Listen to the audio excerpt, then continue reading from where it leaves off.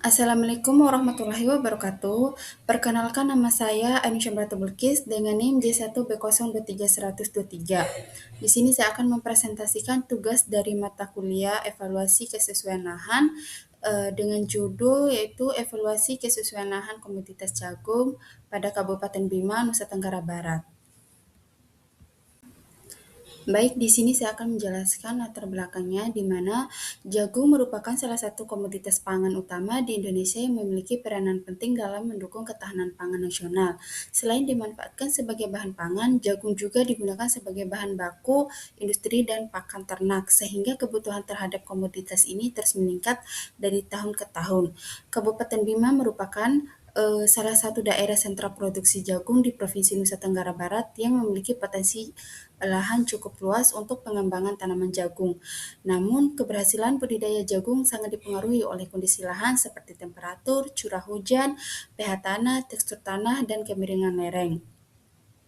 Oleh karena itu, evaluasi kesesuaian lahan perlu dilakukan untuk mengetahui tingkat kecocokan lahan terhadap pertumbuhan tanaman jagung, sehingga pengembangan komoditas ini dapat dilakukan secara efektif dan berkelanjutan.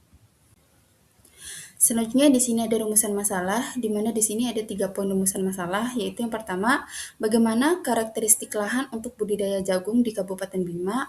Terus poin kedua, yaitu bagaimana tingkat kesesuaian lahan untuk tanaman jagung berdasarkan juknis evaluasi kesesuaian lahan Kementerian Pertanian tahun 2016. Dan poin ketiga itu faktor apa saja yang menjadi pembatas dalam pengembangan tanaman jagung.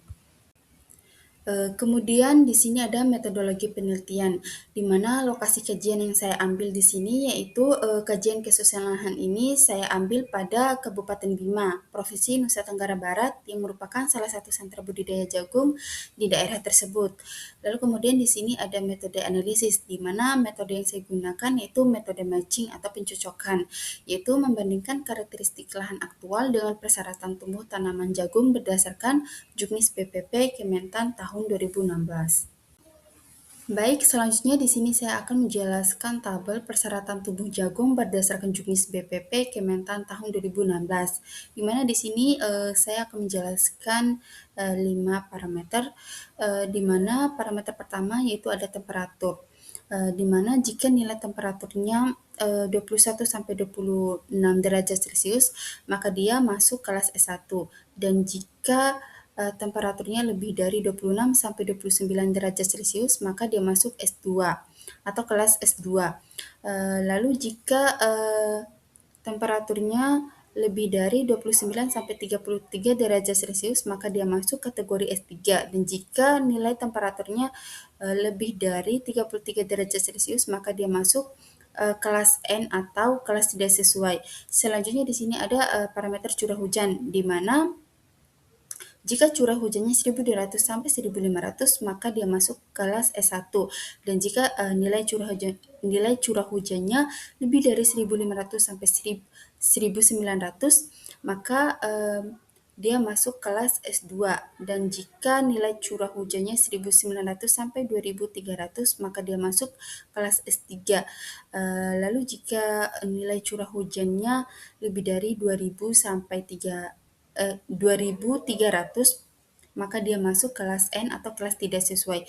Selanjutnya di sini ada parameter pH tanah, di mana jika pH tanahnya 5,5 sampai 7,0, maka dia masuk kelas S1. Dan jika nilai pH tanahnya 5,0 sampai 5,5 atau 7,0 sampai 8,0, maka dia masuk kelas S2. Kemudian jika pH tanahnya kurang dari 5,0 atau lebih dari 8,0, maka dia masuk kelas S3. Selanjutnya di sini ada parameter tekstur tanah, di mana jika tekstur tanahnya halus, agak halus, dan sedang, maka dia masuk kelas S1.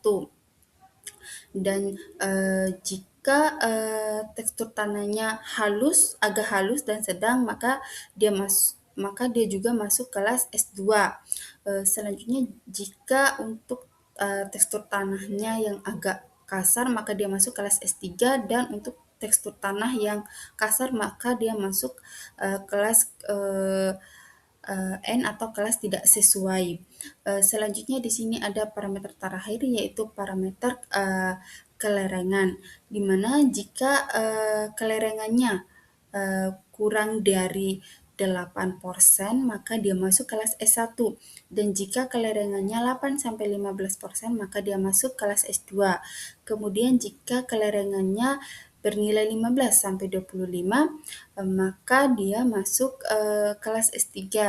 Dan terakhir yaitu jika kelerengannya lebih besar dari 25%, maka dia masuk kelas tidak sesuai atau kelas N.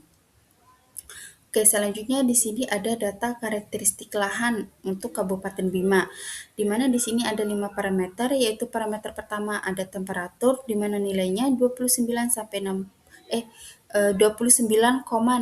derajat Celcius.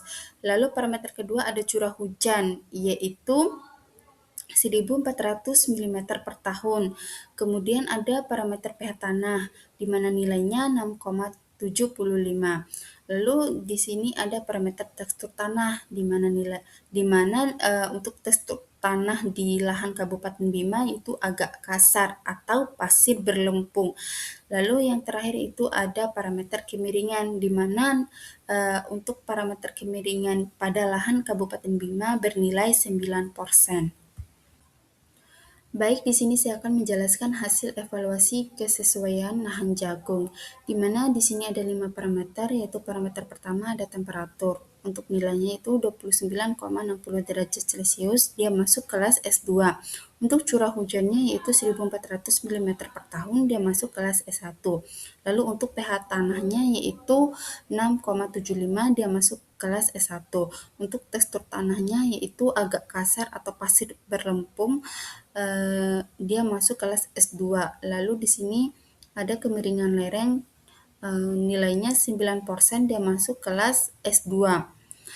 Oke, berdasarkan dari hasil evaluasi kesesuaian lahan untuk tanaman jagung di atas, maka diperoleh bahwa curah hujan sebesar 1.400 mm per tahun dan pH tanah 6,75 termasuk dalam kelas S1 atau sangat sesuai. Sedangkan untuk temperatur 29,60 derajat Celcius, tekstur tanah agak kasar atau pasir berlempung, dan kemiringan lereng 9%, termasuk dalam kelas S2 atau cukup sesuai. Nah, berdasarkan dari metode faktor pembatas, kelas kesesuaian lahan ditentukan oleh parameter dengan kelas terendah, sehingga lahan tersebut dikategorikan ke dalam kelas S2 atau cukup sesuai untuk budidaya jagung. Kondisi ini menunjukkan bahwa lahan memiliki potensi yang baik untuk pengembangan tanaman jagung, meskipun masih terdapat beberapa faktor pembatas seperti temperatur, tekstur tanah, dan kemiringan lereng yang memerlukan pengelolaan lahan yang tepat agar produktivitas tanaman dapat ditingkatkan secara optimal. Selanjutnya di sini saya akan menjelaskan upaya perbaikan untuk faktor pembatas, di mana upaya yang dapat dilakukan untuk perbaikan terhadap faktor pembatas pada lahan budidaya jagung dapat dilakukan melalui beberapa tindakan pengelolaan. Yang pertama yaitu ada temperatur yang relatif tinggi, dapat diminimalkan dengan menjaga kelembaban tanah melalui pemberian mulsa dan penambahan bahan organik sehingga suhu tanah lebih stabil.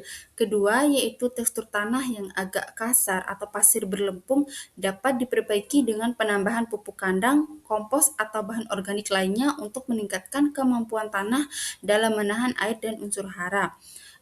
Lalu yang ketiga yaitu ada kemiringan lereng sebesar 9%, dapat dikelola melalui penerapan teknik konservasi tanah seperti penanaman mengikuti garis kontur, pembuatan guludan, dan penanaman tanaman penutup tanah untuk mengurangi risiko erosi.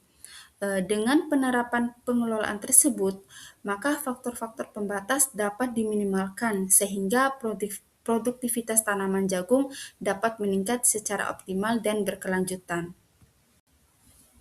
Selanjutnya di sini ada kesimpulan, di mana karakteristik lahan di Kabupaten Bima menunjukkan kondisi yang cukup mendukung untuk budidaya tanaman jagung dengan temperatur sebesar 29,60 derajat Celcius, curah hujan 1.400 mm per tahun, pH tanah 75, tekstur tanah agak kasar atau pasir berlempung, dan kemiringan lereng 9%.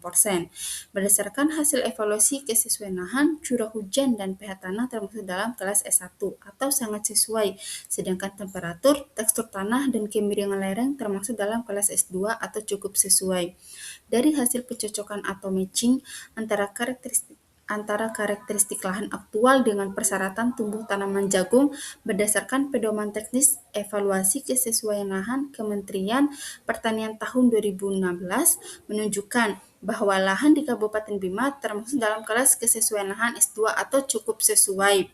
Faktor pembatas utama yang mempengaruhi kesesuaian lahan adalah temperatur yang relatif lebih tinggi dari kondisi optimum, tekstur tanah yang agak kasar, dan kemiringan lereng yang berpotensi menimbulkan erosi ringan.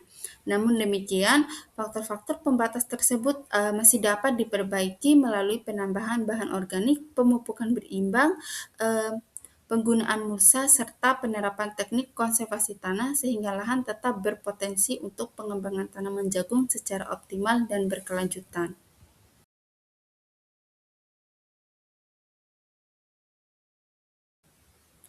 Sekian presentasi singkat dari saya, lebih dan kurangnya saya mohon maaf. Wassalamualaikum warahmatullahi wabarakatuh.